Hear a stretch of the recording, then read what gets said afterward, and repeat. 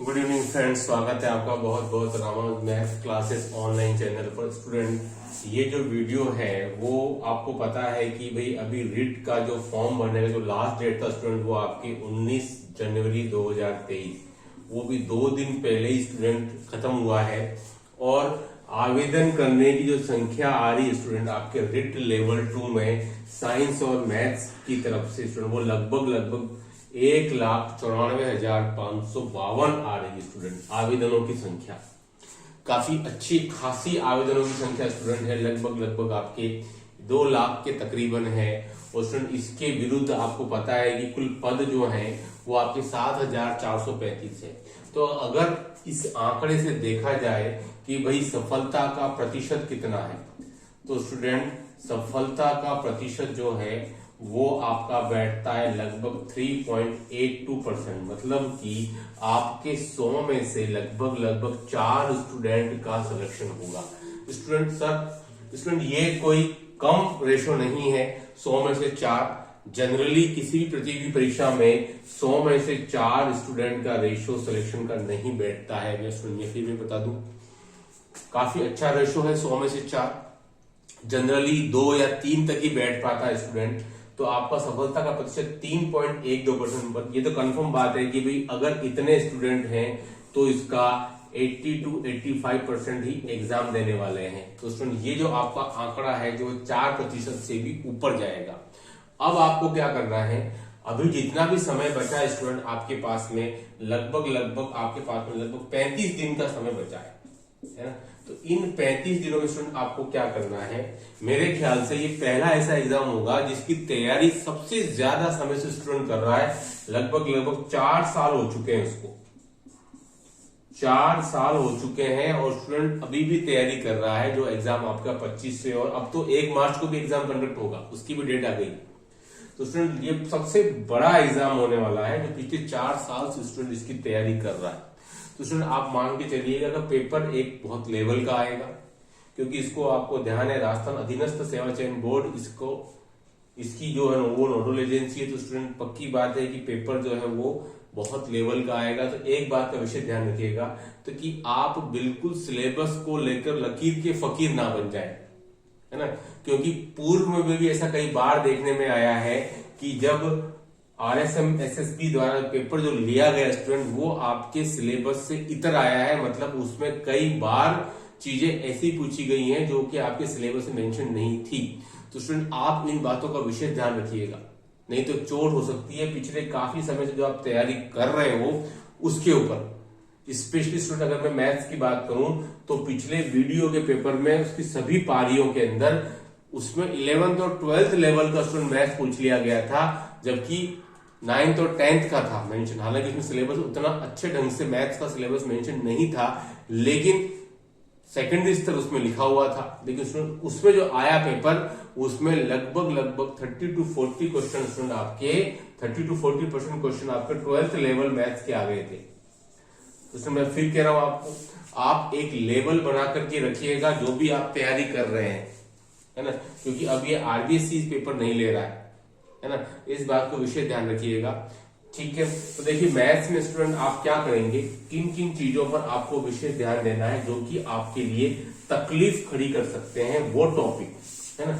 वो टॉपिक जो कि आपके लिए प्रॉब्लम क्रिएट कर सकते हैं। नंबर 1 सबसे पहला टॉपिक स्टूडेंट आपके संख्या पद्धति वाला जो है, जिसमें कि आपके rational number, irrational number, decimal expression वाला है स्टूडेंट। उस टॉपिक को आप विशेष ध्यान रखिएगा स्टूडेंट, क्योंकि वो टॉपिक बहुत ही लेंदी हो सकता है। आप जितनी बुक उठाकर देखोगे हर बुक में स्टूडेंट आपको उस टॉपिक के लिए अलग मटेरियल दिखाई देगा।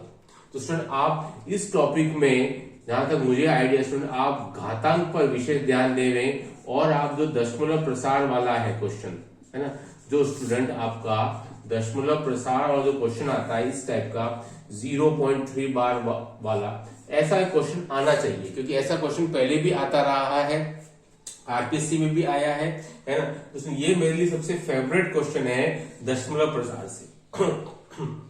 आप ज्यादा डीपली नहीं जाएं, क्योंकि ये अथाह सागर है संख्या वाला मामला, है ना, अथाह सागर है। आप इसके लिए काफी समय देंगे और हो सकता है कि आपको उतनी मात्रा में क्वेश्चन ना भी मिले, या जो आए हो सकता है वो कुछ कठिन नेचर के आए। तो स्टूडेंट दशमलव प्रसार में आप इस टाइप के जितने भी क्वेश्चन हैं उनकी आप विशेष रूप से तैयारी कर लें, है ना। ये वाले क्वेश्चन जो मेरे लिए इस बार बहुत इंपॉर्टेंट है, एक क्वेश्चन यहाँ से आना ही चाहिए और दूसरा क्वेश्चन जो स्टूडेंट आपके घातांक से आना चाहिए, बस ज्यादा मुझे उम्मीद नहीं है। दशमलव प्रसार और घातांक, ठीक है। इसके अलावा आपको कोई बहुत ज्यादा इसमें रीड नहीं करना है कि मैं फील कह रहा हूँ स्टूडेंट ये संख्या पद्धति ऐसा है जो कि आपको धोखा दे सकता है, बहुत अथाह सागर है, क्योंकि परिमेय और अपरिमेय संख्या के नाम पे स्टूडेंट स्पेशली परिमेय संख्या भिन्न भी इसमें शामिल हो गया, सब कुछ आ जाता है।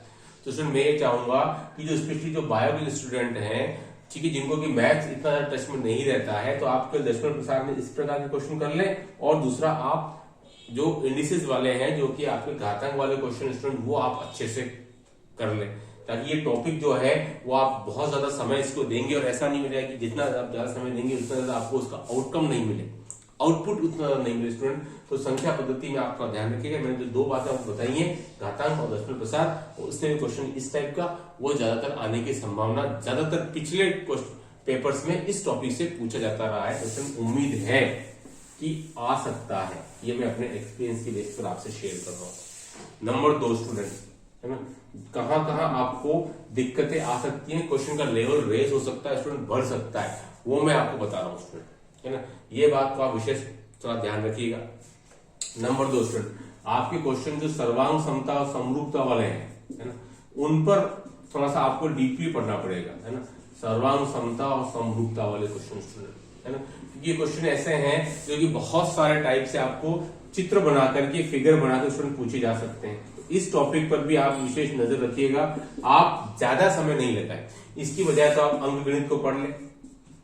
अंक गणित में स्टूडेंट आपके जो 6 टॉपिक हैं उन 6 में से स्टूडेंट आपके 5 या 6 प्रश्न आने ही वाले हैं और क्वेश्चन मेरे ख्याल से कोई बहुत ज्यादा डीपली नहीं आएगा, है ना। क्वेश्चन हर टॉपिक में आपके 10 से 12 टाइप है, अगर स्टूडेंट आप उनकी अच्छे से प्रैक्टिस कर लें, ठीक है, तो आपको यहाँ से क्वेश्चन मिल सकता है। तो स्पेशल विशेष स्टूडेंट बायो वालों के लिए मैं बोल रहा हूँ कि जिनका मैथ कई स्टूडेंट को इतना स्ट्रॉन्ग नहीं होता, तो अगर वो चाहते हैं कि हमको कैसे भी करेंगे उनको 20 क्वेश्चन मिल जाए आउट ऑफ 30, तो स्टूडेंट आपको जरूरी है कि आप कुछ टॉपिक बहुत अच्छे ढंग से कर लें और कुछ टॉपिक को आप चाहे तो छोड़ भी सकते हैं, है ना, क्योंकि कैसा क्वेश्चन आ जाए कुछ कहा नहीं आ सकता स्टूडेंट। फिर मैं बता देता हूँ आपको प्रायिकता, स्टूडेंट ये एकमात्र ऐसा टॉपिक है जो 6ठी क्लास से लेकर के स्टूडेंट और आपके 12th लेवल तक आता है, 12th लेवल तक स्टूडेंट ये क्वेश्चन पूछा जाता है इससे। तो इसका क्या लेवल आ जाए वो उसने अगर 11th और 12th लेवल के अगर से 2 क्वेश्चन भी पूछ के स्टूडेंट तो दिक्कत आ जाएगी। तो आपको इससे ज्यादा नहीं, केवल सिक्के वाला क्वेश्चन, कार्ड वाला क्वेश्चन मतलब ताश के पत्तों वाला, और डाइस वाला क्वेश्चन और बॉल वाला क्वेश्चन, आपको केवल इन 4 क्वेश्चन की प्रैक्टिस करनी है, ज्यादा डीपली नहीं जाना है। स्टूडेंट ये तो अथाह सागर है प्रायिकता भी, तो आप जितना इसके पीछे समय देंगे, बहुत टाइप के क्वेश्चन स्टूडेंट हो सकता है कि आपको क्वेश्चन इससे आए तो भी वो टफ नेचर का है। स्टूडेंट मेरे हिसाब से प्रायिकता दिक्कत खड़ी कर सकता है। सर्वांग समता और समरूपता ये कुछ टॉपिक ऐसे हैं। और नंबर 1 ब्रेक संख्या पद्धति में जो आपकी फर्स्ट लाइन है स्टूडेंट, आपके जो रेशनल और इरेशनल नंबर वाला है ना, यहाँ अक्सर स्टूडेंट को इसमें दिक्कत आती है और क्वेश्चन का लेवल स्टूडेंट बढ़ाया जा सकता है।